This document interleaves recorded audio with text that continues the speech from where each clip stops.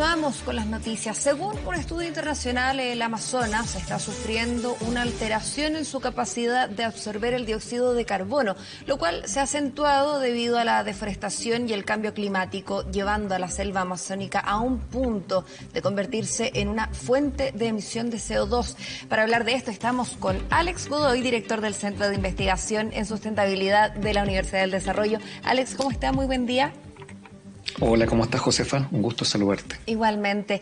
Bueno, primero que todo, coméntenos un poco de esto, porque nos parece tal vez impensado que uno de los principales, o tal vez el principal pulmón del planeta, hoy día se esté convirtiendo en emisor neto de CO2.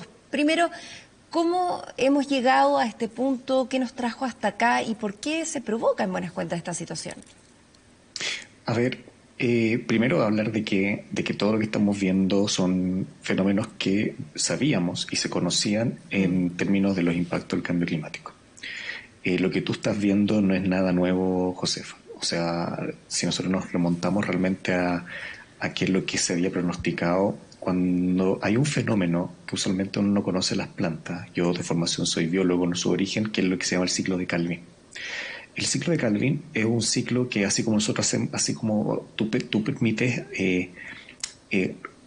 tomar glucosa y respirarla y producir CO2 y agua, el ciclo de Calvin le permite a las plantas el absorber CO2 y fijar CO2 y convertirlo en biomasa. Por eso las plantas crecen. Las plantas necesitan luz, fotosíntesis, pero también necesitan fijar el carbono. Y cuando fijan el carbono a través del ciclo de Calvin es un fenómeno natural y por eso las plantas crecen.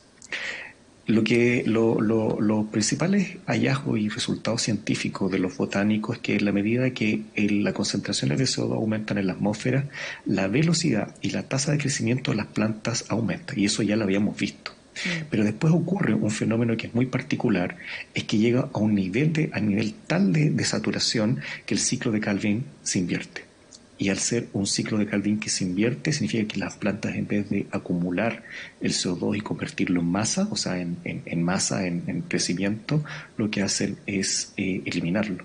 Y se produce la inversión del ciclo de Calvin. Y eso, fíjate, incluso estaba hace años atrás, incluso fue un video que era de la National Geographic, que decía 6 grados que pueden cambiar el mundo, en el cual ya a los 3, 4 grados iba a haber. Lo que sorprende es que este estudio en Nature fue publicado en la revista Nature, lo bajé y lo pude ver. Ellos ya con imágenes satelitales ven que este fenómeno podría estar ocurriendo porque hay vastas zonas del Amazonas que están emitiendo CO2 en vez de absorberlo. Ahora, se ha dicho que esto tiene que ver con la deforestación provocada por la tala, provocada por los incendios, particularmente en el último tiempo. Esa zona ha sido muy afectada por los incendios, ¿verdad? Pero queremos entender cómo la tala y cómo los incendios mismos pueden generar esta situación y si efectivamente lo que están emanando es más de lo que están absorbiendo o todavía no hemos llegado a ese punto. Todavía no hemos llegado a ese punto, que sería un punto bastante trágico y sin retorno, ¿ya? Lo que pasa es que el artículo no habla sobre la tala principalmente. El artículo habla de que existen vastas zonas del Amazonas que están emitiendo CO2. Y eso pasa por el cambio de temperatura, ¿ya? Obviamente otra de las grandes amenazas que tiene el Amazonas es la deforestación, que es para poder deforestarlo, para poder convertir ese terreno en terreno agrícola, por tanto en lo que es producción puntual. Entonces, y los incendios además hacen de que gran parte del Amazonas se vaya perdiendo. Lo que dice el artículo en sí es que estos 3 fenómenos, o sea, no es que la tala ni que los incendios provoquen de que el Amazonas lo esté absorbiendo, sino que el fenómeno de cambio climático, por un lado, 2, la tala indiscriminada de los bosques, y 3, los incendios forestales hacen hoy día que existe una pérdida del Amazonas, que además los sectores que se están perdiendo están invirtiendo su ciclo de Calvin, algo que nosotros esperábamos mucho más severamente en los próximos 30 o 40 años, pero no en esta etapa. Y por eso que en un fondo ellos dicen la Amazonas está amenazada por 3 fenómenos que están convergiendo. Exacto. ¿Y cuánto ha aumentado, para hacernos una idea en los últimos, me imagino, 10 años, 5 años, cuánto han aumentado o incrementado su presencia estos tres fenómenos que amenazan a la zona? En el fondo, si pudiéramos cuantificar un poco y hacernos una idea, ¿ha aumentado el doble, el triple, el cuádruple en el último tiempo? Es una muy buena pregunta.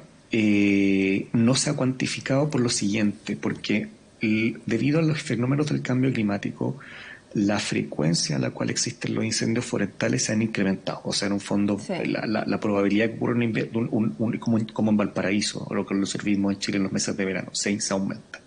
Pero aparte de eso, hay incendios que son provocados, José, que son incendios provocados precisamente para acelerar el recambio de suelo a suelo agrícola. Y si tú a eso le sumas, ¿ya? Que el gobierno brasileño ha facilitado la deforestación, no solamente para poder producir productos madereros, sino que también para poder dar espacio a ese suelo agrícola, para poder aumentar la producción. Te puedo decir que el Amazonas se ve completamente amenazado. Yo creo que ya sobre un tercio de su población, lo que estamos acostumbrados los últimos 30 años, sobre un tercio de su cantidad de biomasa existente. Ahora bien, con respecto a la propia emanación de CO2 desde el Amazonas, para poder hacernos una idea, ¿cómo, para poder bajar un poco la información y entender o compararla con algo? O sea, estamos hablando del orden de emisiones cercanas a qué o parecidas a qué. Cuando decimos como el Amazonas ya no está solamente absorbiendo, sino que está emanando CO2 también. ¿Cómo lo pudiéramos comparar para poder acercar un poco más la información y entender las dimensiones de este fenómeno? En este minuto lo que se está tratando de cuantificar es precisamente eso. O sea, el hallazgo que hacen los investigadores en Nature es que cuando ellos pasan imágenes satelitales, porque en el fondo ahora hay que ir a medir, la cuantificación viene ahora, ¿ya? Eh, para que tú te hagas una idea, a pesar de que en términos promedio el cambio global en términos de temperatura es aproximadamente 1 grado hoy día, ¿ya? 0,8, 0,9, 1 grado, ¿ya? No obstante, el promedio en zonas regionales puede que sea más alto que ese promedio. Y el Amazonas tiene un aumento promedio de 3 grados. Una diferencia de aumento promedio en 3 grados es enorme. Lo que investigan en este minuto los investigadores, que ellos pasaron y hicieron análisis de imágenes satelitales, ¿ya? Y esas imágenes satelitales han mostrado algo que no se había visto anteriormente. Y lo que no se había visto es que en vez de capturar CO2 se empezaron a ver imágenes en el cual empezaba a emitir, y existen zonas del Amazonas donde están estos promedios por sobre 3 grados que nosotros ya sabíamos en teoría de que iba a ocurrir, ha empezado a ocurrir, ¿ya? Lo Exacto. que ellos dicen ahora es que hay que tratar de ver, o sea, piensa que, ¿cómo poder decirlo? O sea, el Amazonas contiene en términos de masa, ya 123 pentagramos de carbono. O sea, estamos hablando de toneladas y toneladas, o 5 veces más allá de una tonelada de carbono solamente en biomasa, ¿ya? Entonces, lo que se podría estar perdiendo, en realidad podría estar empezando a mostrar de que el bosque empieza a reducirse a sí mismo, ¿ya? En términos de un 5 o un 10% por año. De hecho, fíjate, es bien interesante porque la pérdida del bosque del Amazonas ha sido alrededor de un 17%, ¿ya? En el cual del 17% del Amazonas, un 14% ha ido a dar terrenos agrícolas, principalmente para pastos, que para alimentar animales, y solamente el 10% es cosecha. Recuerda que la principal industria agrícola en Brasil son la industria ganadera, y el otro 10% ¿cómo se llama?, en cosecha. Por lo tanto, ya se ha perdido un 17% del Amazonas. Lo que hoy día se está viendo, ya, es que en términos regionales,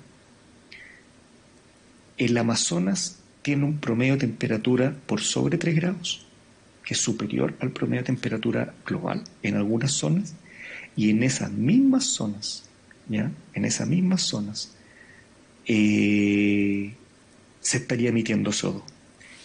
¿Cuánto? Aproximadamente 600 partes de CO2. Para que tú te hagas una idea, en la atmósfera hoy día, lo que causa el cambio climático, la concentración de CO2 son 420 partes por millón. Eso en términos simples son, una parte por millón es 1 miligramo en 1 metro cúbico de aire. Significa 1 metro por 1 metro por 1 metro. 420 partecitos, o sea, 420 miligramos, que es menos de 1 gramo, ¿ya? La mitad de 1 gramo es lo que nosotros estamos viendo. Claro. Y lo que está ocurriendo hoy día es que el Amazonas ha empezado a emitir 600 miligramos de CO2 a la atmósfera, o sea, medio gramo por año. Claro. Pero tienes que llevarlo ahora, multiplicarlo por todo el Amazonas. No, de todas maneras.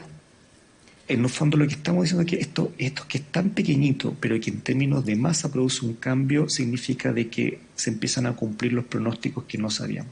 Fíjate que los pronósticos eran 3 grados, y 3 grados se empezaban a ver estos fenómenos, y hoy día en el Amazonas se han empezado a ver, y la gran gracia de este estudio de investigación es que ha mostrado empíricamente que ha empezado a ocurrir. Justamente, te quería consultar al respecto, porque la cuenca del Amazonas contiene aproximadamente la mitad de las selvas tropicales, el tipo de selva que permite una mayor absorción, ¿verdad?, de estos contaminantes y que ayuda de alguna forma a equilibrar los contaminantes que genera la propia actividad del hombre. Entonces, no hay en el fondo hoy día un reemplazo. Entiendo que puede existir más selva, pero no una selva con las características que tiene la cuenca del Amazonas. Entonces, ¿qué tan grave es la situación en términos de revertirlo o tomar acciones hoy para evitar en el fondo que esto se mantenga en el tiempo, se perpetúe en el tiempo y efectivamente no nos quede otra que seguir contaminando como lo hacemos los seres humanos y no tener una parte natural que contrarreste estos efectos? El problema está, Josefa, es que en los sectores donde se ha visto que ha empezado a ocurrir este fenómeno y que va a hacer que se pierda el Amazonas o que se pierda una tasa más acelerada, o sea, ese 17% que te nombré, que se siga perdiendo. El problema es que para que se den esas condiciones, las condiciones de temperatura en esa parte del Amazonas ya son 3 grados promedio. Claro. Y eso no va a cambiar.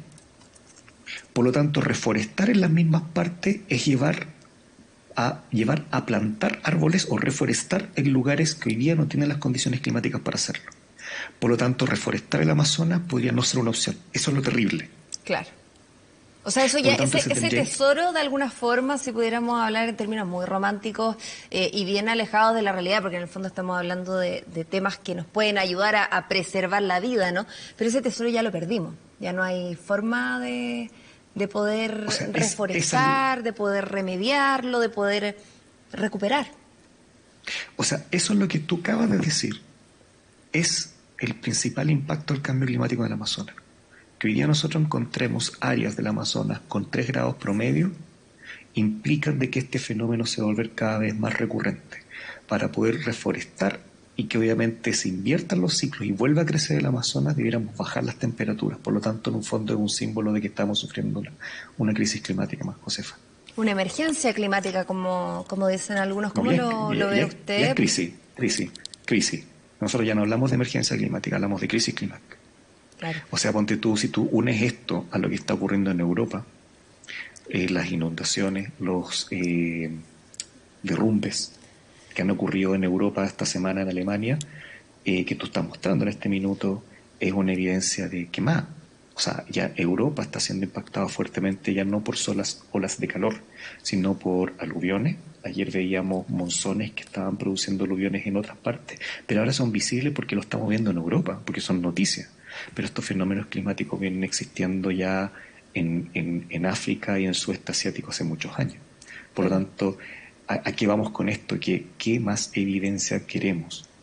Y el problema, Josefa, el que más da susto, es que esa predicción de que el ciclo de Calvin, ese ciclo que permite a las plantas crecer con el CO2, se invierta, lo estamos viendo por primera vez registrado. Y lamentablemente, para revertir eso, la única forma es bajar la temperatura del planeta. No hay más.